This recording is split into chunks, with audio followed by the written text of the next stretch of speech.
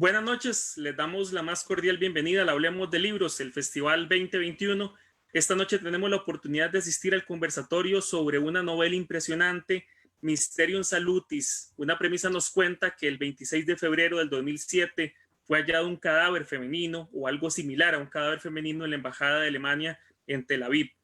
Una muerte cada vez más enigmática que de pronto desencadena un conflicto diplomático entre 11 países y el Vaticano.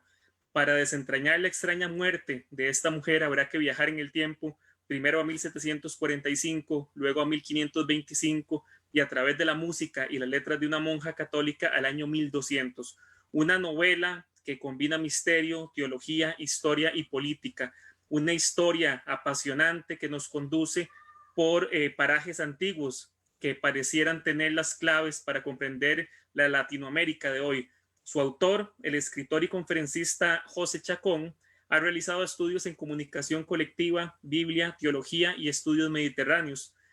Ha sido profesor en varias universidades, es autor de los libros El Decágolo, Espiro, Paradoxa, Libre, Tener Fe y No Morir en el Intento, y su nueva obra Mysterium Salutis. Fundador de la comunidad Interludio en Costa Rica y cofundador de Interludio México, Argentina y Honduras. Miembro del Foro de Diálogo Interreligioso de Costa Rica y egresado del Programa Internacional del Liderazgo del Departamento de Estado en Estados Unidos en el tema de diálogo interreligioso. Para conversar sobre esta novela nos acompaña una querida amiga y una gran lectora, Dunia Espinosa, madre psicóloga especializada en género y derechos humanos, activista feminista y lectora voraz desde niña. José, Dunia, qué gusto tenerlos por acá, saludarlos, gracias por haber aceptado estar en el festival, es un lujo. La novela de José está en todas las librerías internacionales y por medio de la página web, para quienes tengan interés. Además, les invito a que visiten la página de José, que les dará los datos, me disculpo, los perdí, pero en el cual pueden encontrar bastante información sobre la obra de él, las conferencias. Es muy interesante. Y bueno, sin más, no les robo tiempo. José, Dunia, están en su casa nuevamente. Gracias por aceptar. Es un gusto y un lujo que estén en el Festival Hablemos de Libros 2021. Muchísimas gracias. Muchas Muchas gracias, gracias. Juan. Y muchas gracias a la librería y bueno, y a la organización del festival Hablemos de Libros. José, voy a empezar por el final, sin hacerle spoiler a quienes no hayan leído la novela. Quizás haya terminado todo, o quizás vuelva a empezar todo de nuevo, una y otra vez. ¿Habrá algún loco por ahí intentando hacer cumplir la Biblia de forma literal? ¿Habrá dos o muchos? Tendremos que seguir alerta.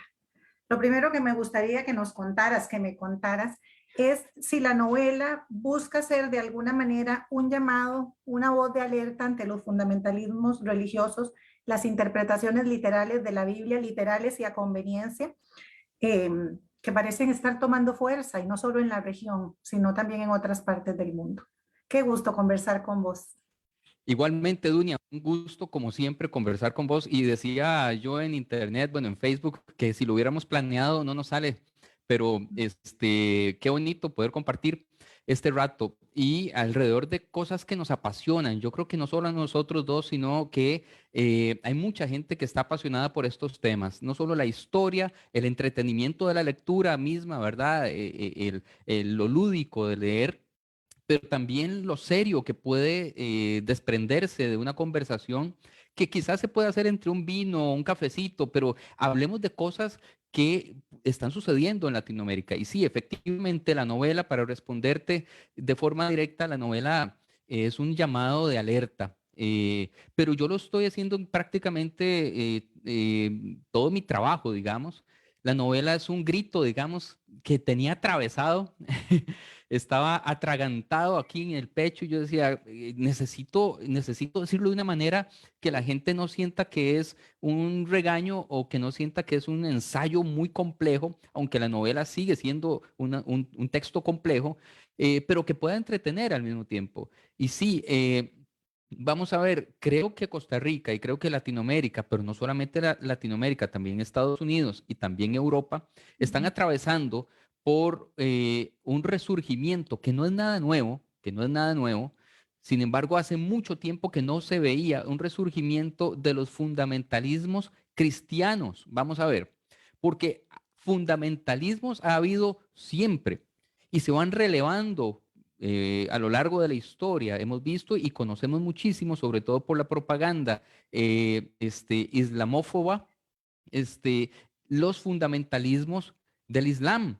Y sobre todo ahora que estamos viendo lo que sucede en Afganistán. Y eso lo tenemos muy fresco, de tal manera que, por ejemplo, cuando uno va a viajar, uno se va a montar al avión y si hay alguien que se le parezca a un musulmán o alguien que ya uno está orando al otro Dios de uno, según, ¿verdad? Porque eso lo tiene muy fresco. Pero lo que no teníamos tan fresco es que lo mismo nos sucede y nos está sucediendo con los fundamentalismos cristianos.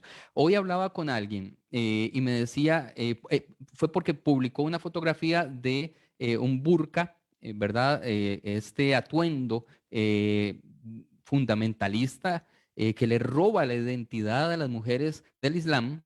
Y yo le decía, sí, pero es que si usted se da cuenta, el 90% de las organizaciones o de los movimientos cristianos en el mundo exigen velo a las mujeres. Lo que pasa es que nosotros conocemos solamente nuestro cristianismo, el del barrio, el de Costa Rica, el de Estados Unidos, ¿verdad? El de los vecinos. Pero los ortodoxos rusos, los ortodoxos griegos, los jacobitas, los maronitas, las iglesias autocéfalas, muchísimas, las iglesias de Palestina, de Medio Oriente, todas esas iglesias les exigen a las mujeres vestir velos. Entonces, no es exclusivo del Islam, lo tenemos aquí también. Ahora bien, se nos va colando a la política también, ¿verdad? Y ahí es donde saltan mucho las alarmas y yo he querido, por medio de la literatura y de disfrute de las letras, también dar un mensaje que podamos conversar entre todas y todos sobre estas cosas que sí son súper importantes. Es una cosa muy interesante la que logras hacer con la novela, porque y yo te lo dije en algún momento, y quiero preguntarte cuánto tiempo de investigación y cuánto tiempo tardaste escribiéndola, porque sí, pues es evidente, ¿verdad? Cómo nos vas llevando, como mencionaba Juan antes, por distintos siglos, ¿verdad? Y lugares y momentos, y eso, además que no te lo inventas, que es historia. ¿Cuánto tiempo tenías ese grito atravesado? Decís, ¿verdad? Esta voz. ¿Cómo surge la novela? ¿Cómo surge Mysterium Salutis?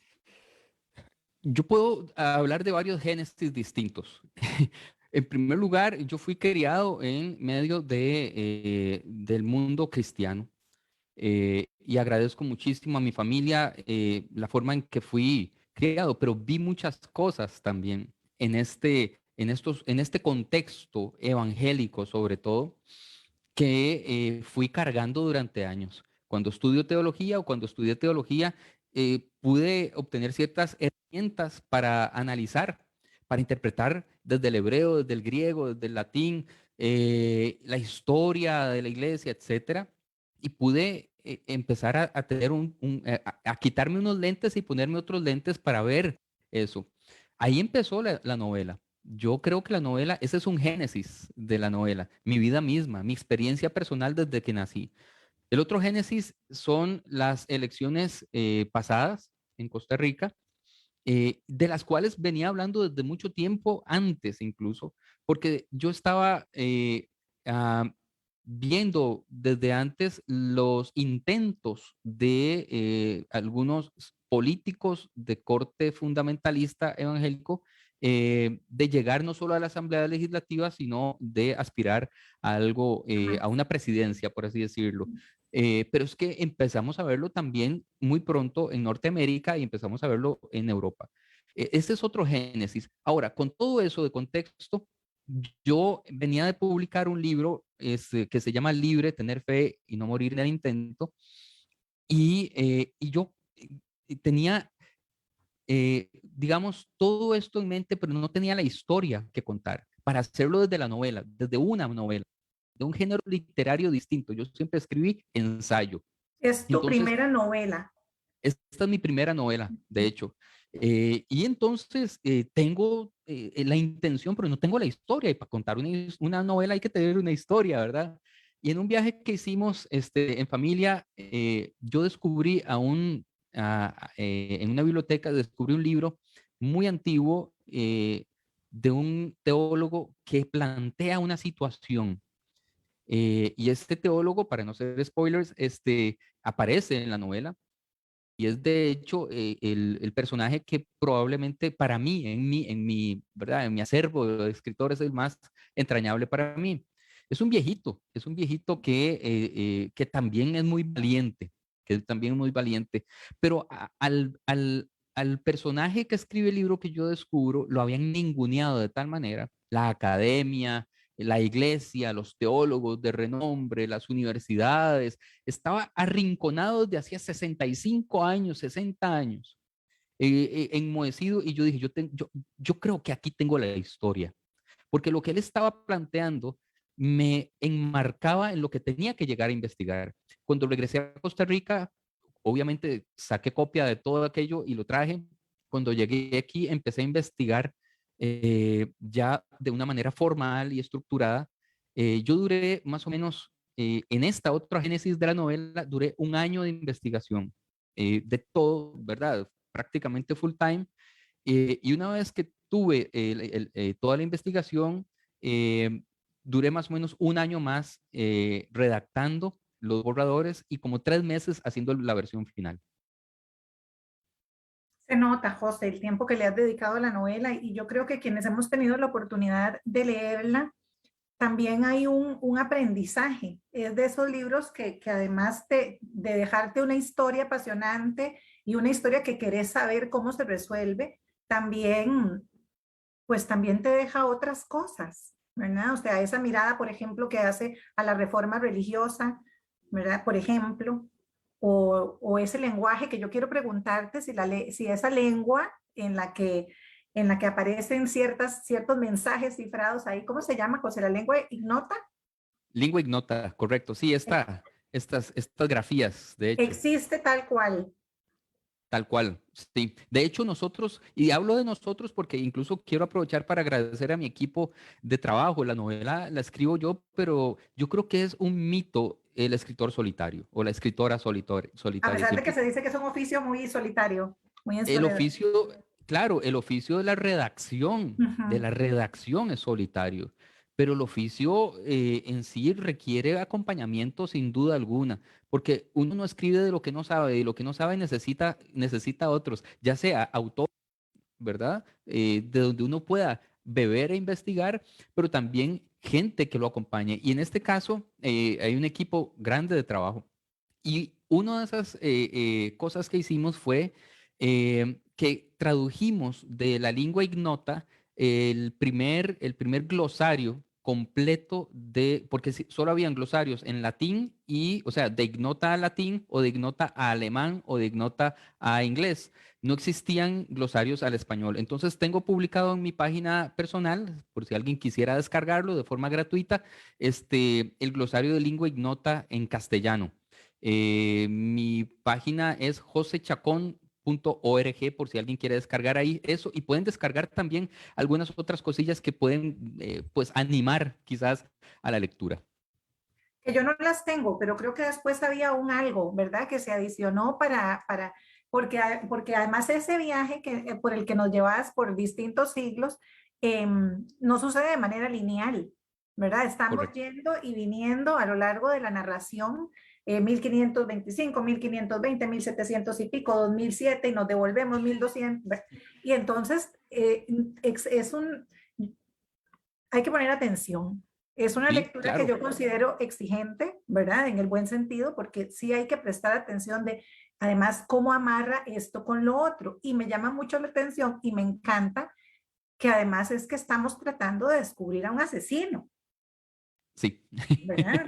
Entonces es como todo eso y además ese tinte de novela negra. Así te la imaginaste desde el principio. Sí, mi primera dificultad fue cómo organizo todo lo que tengo de investigación y tengo, sin mentir, que se me quedaron en el, digamos, como se llama popularmente en el tintero, que no incluye la novela, un montón de material que no podía meter porque se iba a convertir, se iba a convertir en un mamotreto ahí imposible.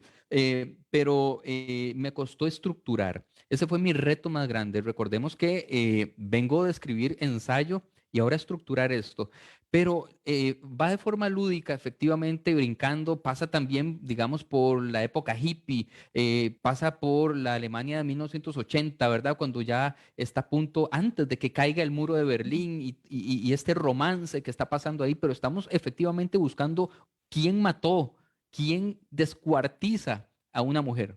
Y aquí quiero introducir algo que a mí me llama mucho la atención, pero antes quería decir, vos tenés la primera versión de la novela y Sí. luego publicamos este mini librito que se llama El Camino de Mysterium, que Ah, trae algunos datos, mapas y otras cosas. Y en la versión que está en la librería internacional, es esta mucho más gruesa y trae mapas y trae esto, ¿cómo se llama?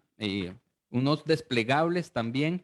ah, Para que la gente, los lectores, las lectoras, puedan tener un poco de entretenimiento y ubicarse más en el espacio y el tiempo.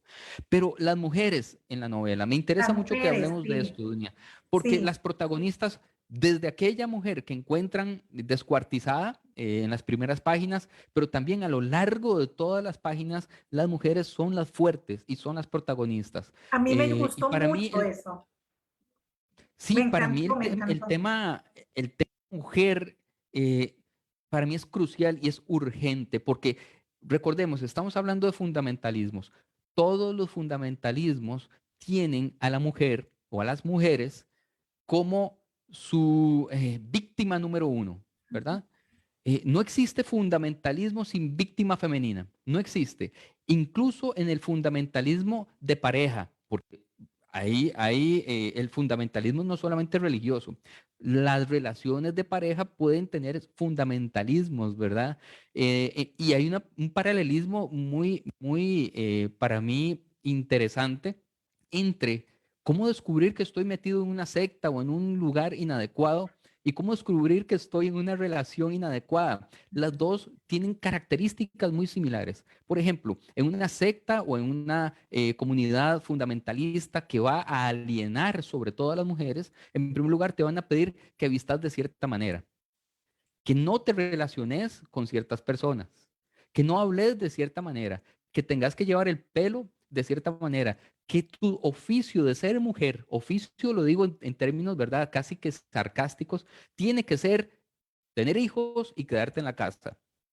Ahora, todo eso podríamos trasladarlo exactamente tal cual a una relación de un Claro. mae machista que no te va a dejar relacionarte con quien quieras, ser libre, ¿verdad? Vestirte de Tomar tus cierta manera. decisiones. Ujú. Exactamente, y termina siendo igual de violento, solo que una es comunitaria A y la gran otra escala. lo vivís de forma, como en una cárcel terrible, Privada. de puertas adentro.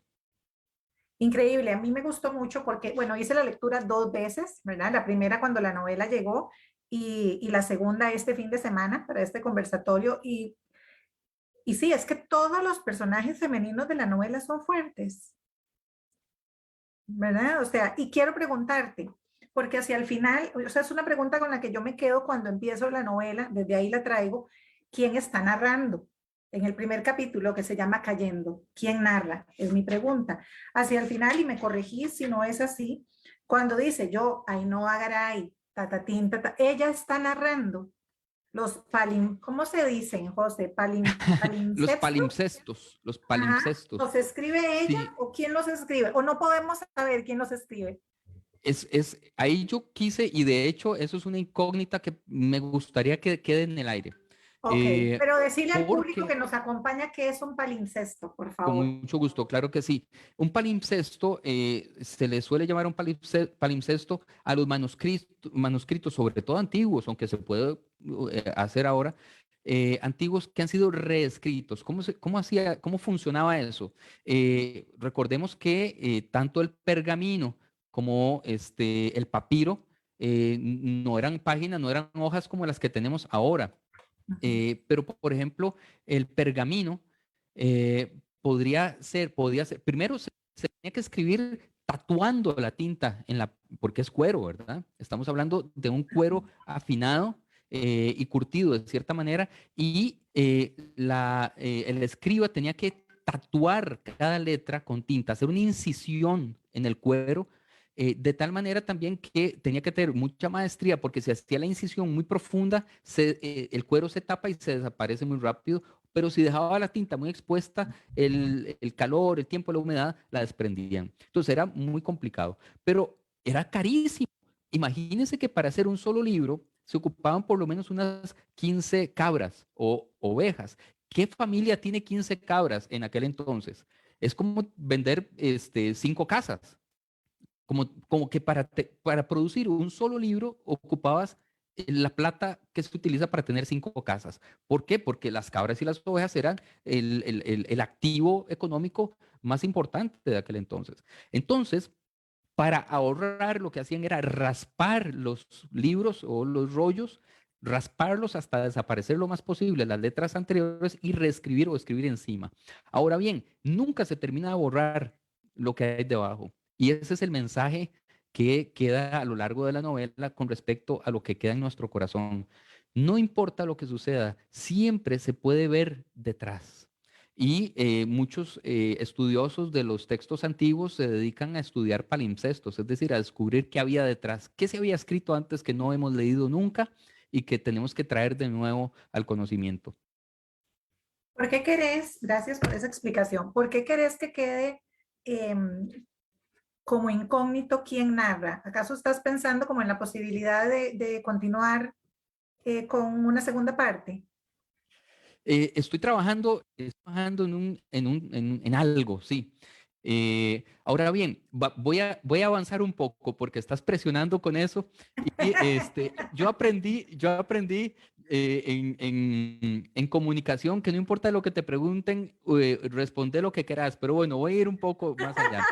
Eh, este, en realidad tenemos dos narradores. Y el cambio del narrador que va contando la historia desde página 1 hasta casi la última, es sutil. Y entonces, cuando uno lo lee, puede interpretar el final de una manera o de otra. Por eso cuando se lee este otro pequeño librito que ya viene incluido en la última versión, hay pistas muy importantes que pueden ayudar a descubrir esa muda, porque sí, efectivamente al final, ella empieza a narrar esa última parte, pero ella no ha narrado nada de lo anterior. Ajá, ajá, muy interesante. Ahora que decís pistas, hay un momento leyendo la novela en el que pienso que como en un juego de mesa, de esos donde adivinas quién, ¿verdad? Quién mató a quién, a dónde lo mató, cómo lo mató, ¿verdad? Ujú. Impresionante. ¿Por qué embajadas, José? Porque a mí me da como la idea cuando el cuerpo, las distintas partes, ¿verdad? De ese cuerpo desmembrado bueno, de una mujer, aparece en 11 embajadas distintas y en la Anunciatura, ¿verdad? Ujú, correcto. ¿Por qué embajadas? Porque es como un coqueteo político, ¿verdad? Siento de la novela. Hay mucho de eso. Sí, creo que, y me ha encantado, Dunia, cuando quienes terminan la lectura empiezan a hacer sus propias interpretaciones de esos países, por qué tal país y por qué tal parte Ajá, del cuerpo terminó en España y la otra terminó en ajá, Alemania y la otra, ¿verdad? Hay versiones fabulosas. Yo como escritor no necesariamente tengo que interpretar la novela, sino dejar que la gente pueda tener su interpretación. Y eso me parece una libertad de la lectura que es muy diferente al ensayo, ¿verdad? A mí alguna gente me ha preguntado, pero ¿qué género es esa novela? ¿Es negra? ¿Es novela policíaca? ¿O es novela histórica? Yo siempre digo que es verdaderamente es una mixtura.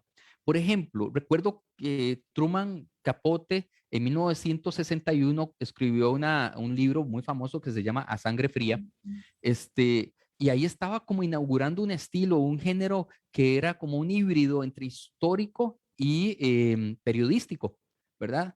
Entonces, ¿qué es ficción? ¿Qué es ficción y qué es verdaderamente real allí?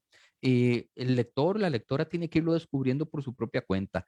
Pero mucho antes que Truman Capote, yo tengo que mencionar que creo que el que inaugura este género es Rodolfo Walsh en Argentina. Él escribe una novela que se llama, se me acaba de olvidar el nombre, pero tiene que ver con la dictadura. Alguien le cuenta que acaban de hacer de llevar al paredón algunos disidentes y que los tirotearon todos y que sobrevivieron 6. Y él se encarga de ir buscándolos para entrevistarlos y ahí surge algo, un género híbrido entre lo que es historia y lo que es ficción. Ahí hay novela negra, pero hay periodismo también, ¿verdad? Él recrea diálogos, él recrea, y yo creo que soy heredero un poco de este género. Ah, sí hay ficción, pero hasta dónde es ficcionado cada lector, cada lectora, yo creo que, no sé si a vos te pasó, pero mucha gente que ha leído la novela lo que hace es googlear las cosas. Entonces, para ver si ese restaurante sí existió, para ver si esa calle sí existe, para ver si la comida que se comieron en tal lugar sí la fabrican y sí la hacen en ese lugar, si la fecha del concierto de Bob Marley que aparece ahí, o el otro concierto, o si todo eso existe, y se van sorprendiendo de que minuciosamente, minuciosamente, cada detalle lo pueden encontrar como algo histórico. Algunas cosas son ficcionadas. ¿Por qué? Porque no podemos recrear todos los diálogos de gente que vivió en 1525, en 1745, y podemos entonces, o sea, no tenemos ese material, pero podemos recrearlo un poco. Ahí está la ficción, pero no en los hechos específicos que se narran en la novela. Bueno, vos tenés estudios en ciencias de la comunicación colectiva, ¿verdad? Y son bastantes los autores que pues los conocemos en la narrativa, pero dan ese salto, ¿verdad? Hacen ese tránsito del periodismo, de la comunicación a la narrativa, a la literatura. Tu salto, además, o tu tránsito es del ensayo a la novela. Podemos esperar que sigas produciendo más novelas, José. Ok, acabo de recordar el libro de Rodolfo De Walsh, se Rodolfo llama Walsh. Operación Masacre. Operación Masacre, fue un lapsus que tuve ahí. Bien, yendo a eso, estoy trabajando en 2 novelas simultáneas. Ahora, lo estoy disfrutando como disfruté escribir Mysterium Salutis muchísimo. ¿Qué resulte de eso? No sé. Si se va a publicar, si no se va a publicar, pero voy a seguir. Sí, el libro inmediato que estoy a punto de terminar es un libro de cuentos infantiles dedicado a mis hijos. Em, eh, y otro libro de cuentos con el material que me sobró, qué feo suena, sobró, que tengo todavía pendiente de la investigación de la novela Mysterium Salutis. Y luego estoy escribiendo un par de cosas más noveladas. Eh, Me encanta el ensayo, pero la novela me cautiva porque tiene muchas emociones. Es muy emocional. Hubo momentos de la novela donde escribía con lágrimas. Hay un momento específico, Dunia, que estoy escribiendo la novela y estoy narrando un funeral, y mi hijo está, Santiago, en ese instante está en la UCI, está conectado a una máquina un respirador, luchando por su vida. Y yo estoy en el hospital esperando noticias y estoy escribiendo la novela. Y sí, estoy luchando y estoy peleándome con Dios y estoy peleándome con todos mis conceptos de fe, de esperanza, y realmente estoy luchando yo también por la vida y con la vida, y ahí está plasmado. Entonces, la novela me permite mucho entregar todas esas emociones, o cuando hay pasajes muy románticos que yo no los consideraba tan románticos, pero en los círculos de lectura me dicen, no, esta parte me parece súper romántica, la parte de los papelitos, como ella le escribe en lengua ignota y le deja por ahí todo eso. Y bueno, son emociones. Entonces sí, me fascina escribir novela. Esta fue una primera experiencia que me ha dado muchas alegrías, y creo que voy a seguir definitivamente. Ay, pues qué bien, qué buena noticia que vas a seguir. Aprovecho para decirle a la gente que está conectada que pues pueden conseguirla, la novela, esa versión, ¿verdad? Que José nos enseñó que tiene este desplegable pues en todas las sucursales de la Librería Internacional y también está para la venta en línea.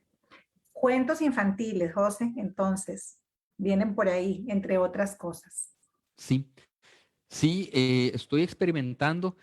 Los cuentos infantiles que estoy escribiendo ya tienen rato y de hecho algunos de ellos ya se escribieron muy pensados en cómo le explico a mi hijo Santiago sus experiencias desde el punto de vista, digamos, intentando no ser adulto yo, pero cómo le explico que él tiene malformaciones congénitas y por qué ha tenido que vivir tantas cirugías y tantos momentos de hospital. Em, Él tiene muchos procedimientos y tiene que experimentar cosas que ni siquiera yo creo que podría soportar con tanto optimismo como lo hace él. Entonces, en mis diálogos con Santiago y mis diálogos con Paula, voy viendo cómo puedo decirle a otros niños y niñas que la experiencia dura de la vida que pueden experimentar, que pueden tener, que pueden vivir, puede puede tener sentido, no porque lo diga yo, sino porque Santiago y Paula así me lo han enseñado a mí. Por ahí va más o menos ese proyecto de cuentos. Qué belleza, los grandes maestros, ¿verdad? Si nos Sí. disponemos a aprender. José, impresionante cómo pasas de lo que nos explicabas ahora, de cómo se tatuaba ¿verdad? En los cueros, en todo eso, porque ahora tenemos esta maravilla, ¿verdad? Que son los libros, así, pero la historia de esto para que podamos conservar algo escrito es impresionante. Pero llegamos del junco a inteligencia artificial Correcto. en las últimas páginas de la novela, ¿verdad? Eso es un recorrido impresionante, además muy bien hilvanado, cómo nos traes desde un lenguaje inventado por una monjita a, a la inteligencia artificial. Y me encanta el llamado que se hace hacia el final de la novela con respecto a quienes pueden terminar siendo, ahora que mencionabas y hacías un paralelismo entre los fundamentalismos religiosos y una pareja que podría tener en su vínculo ¿verdad? Relacional un fundamentalismo, ¿quiénes pueden ser víctimas de eso? De una secta que interpreta la Biblia de manera literal Ujú. eh, y donde además es que las mujeres llevamos todas las de perder.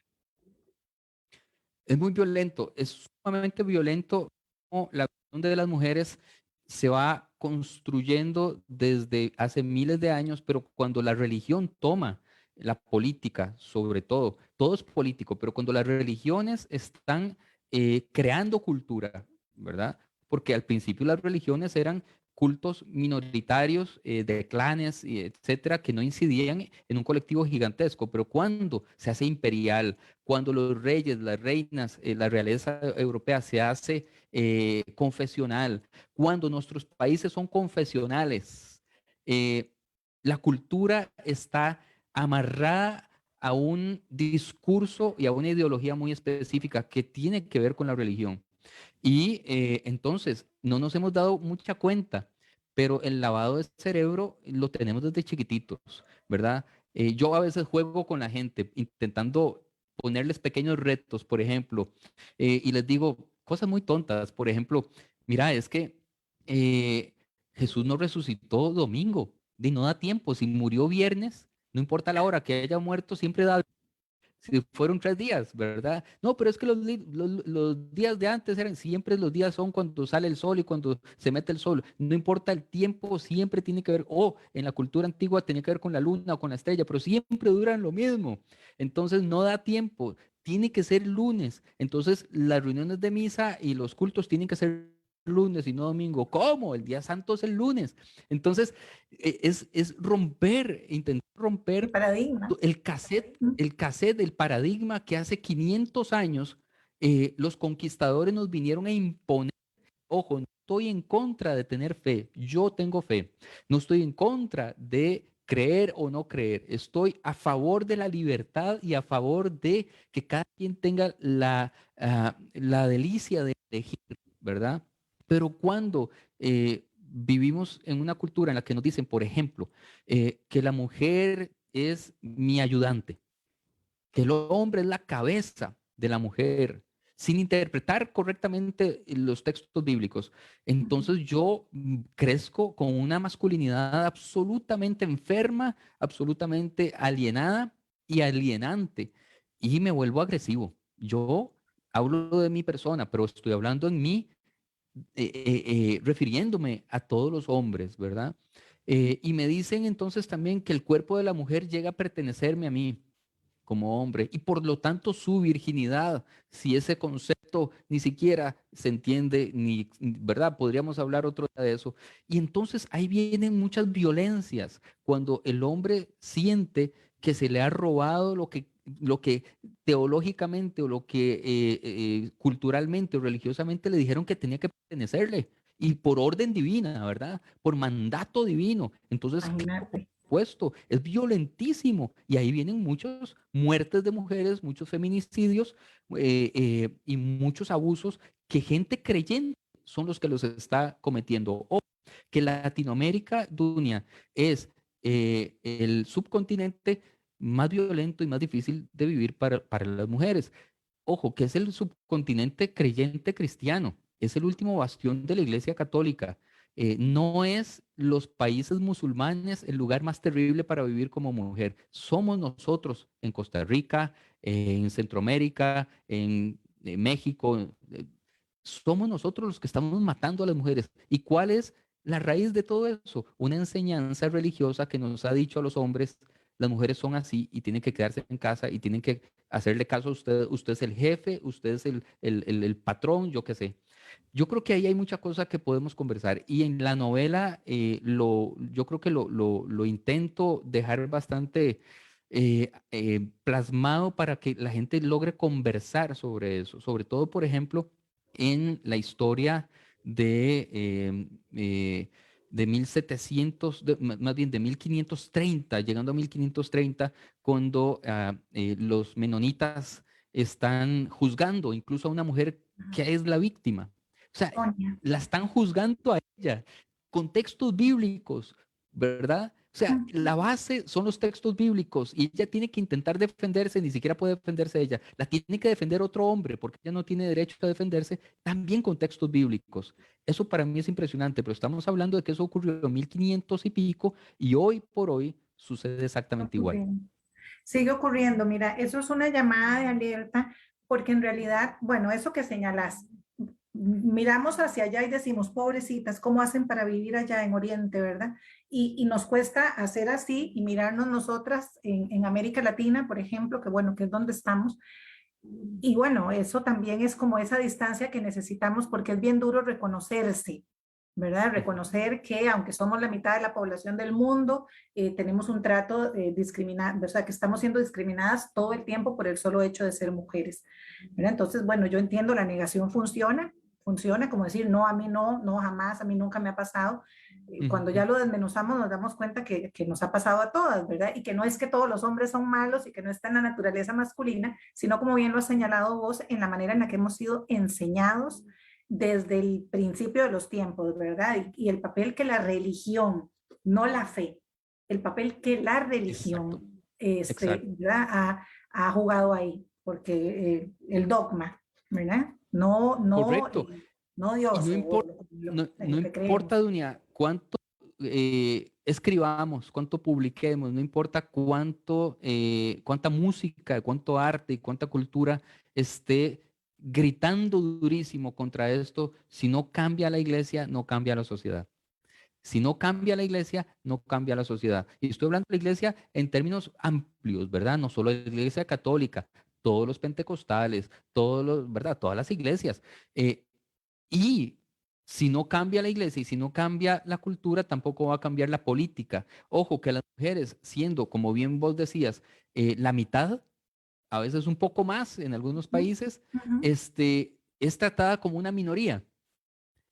y hay que pensarlas como víctimas de ser minorías, ¿verdad? ¿Por qué? Porque están siendo tratadas como si no tuvieran derechos y como si no tuvieran voz, como si, etcétera, como si fueran una minoría sin voz. Y sin embargo, son la mitad de la población. Sí, pero ahí es, y esa voz de alerta, ese llamado, esa alarma que la novela enciende a propósito, ¿verdad? Como lo señalabas al principio de esta conversación, que nos sirva para recordar que es que los derechos humanos de las mujeres están recién nacidos. O sea, cuando los pones en el continuum de la historia de los derechos humanos, eh,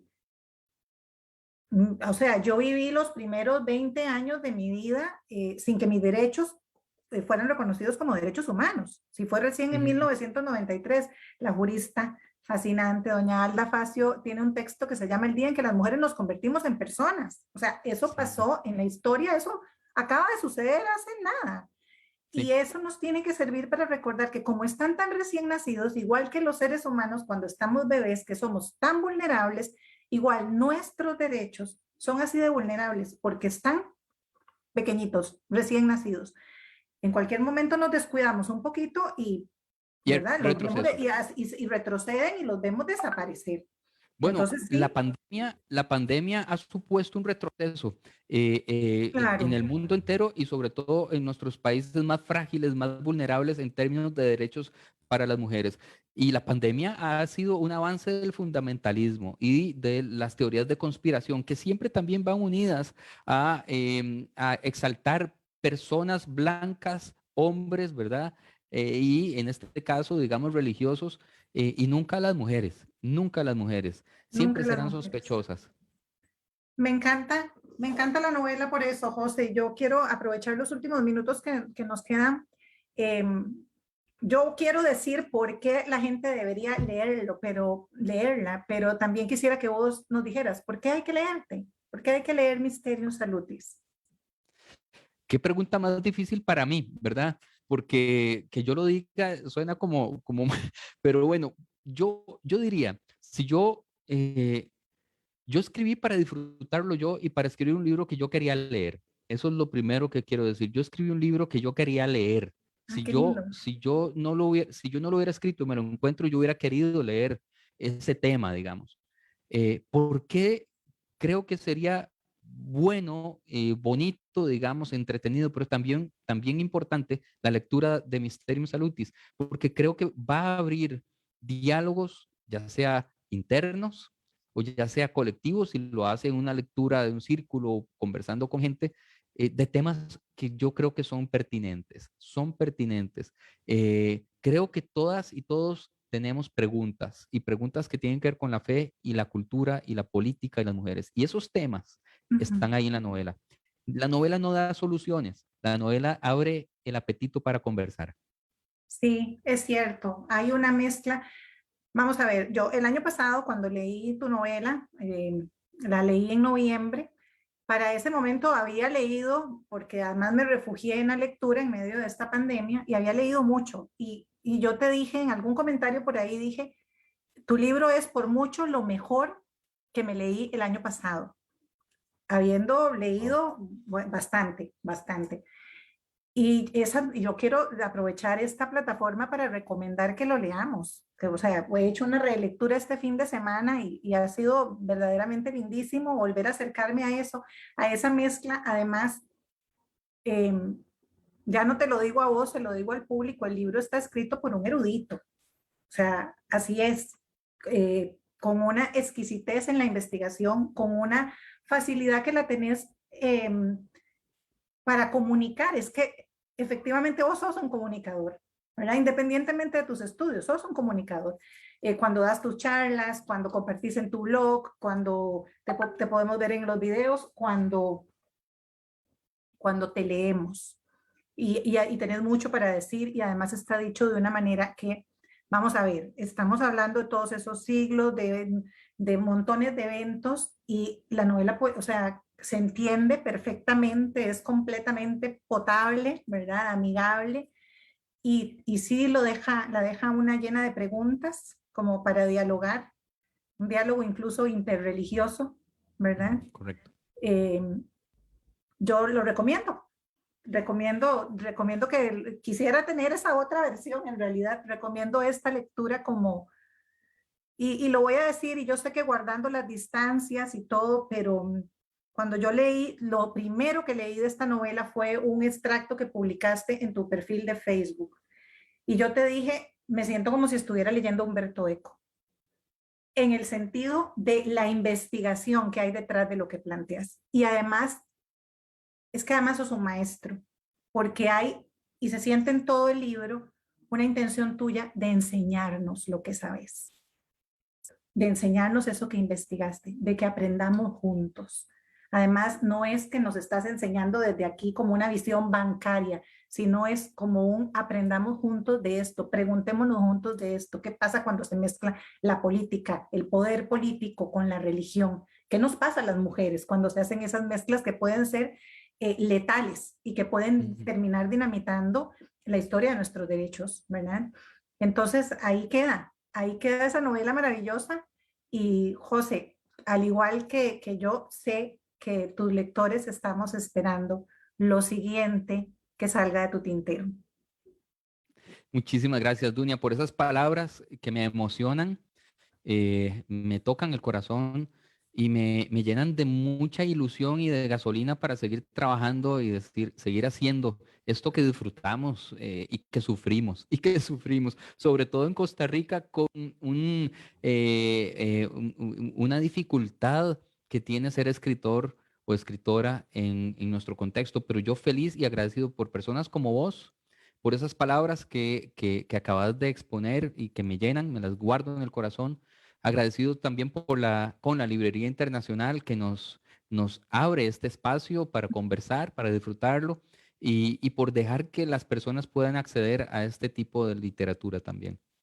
Muy atinada la decisión de la Librería Internacional de abrirte sus puertas. La verdad que sí. Bueno, y estamos llegando al final de este conversatorio. Agradecerte mucho, mucho, mucho todo lo que haces, porque sos un hombre que siembra paz. Así que, y eso lo necesitamos tantísimo. Muchas gracias por todo lo que haces, por el trabajo que haces todos los días. Gracias a Juan por soñarse este festival y gracias a la Librería Internacional por abrirnos este espacio tan bonito para conversar, que si lo hubiéramos de verdad planeado, no nos sale así, José. Bueno, Correcto. Muchísimas gracias. muchísimas gracias a la gente que se conectó con nosotros y pues nada, nos estamos viendo, ¿verdad?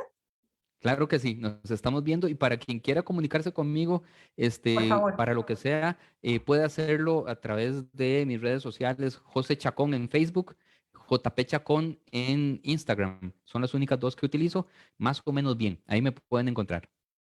Muchas gracias, José. Buenas noches.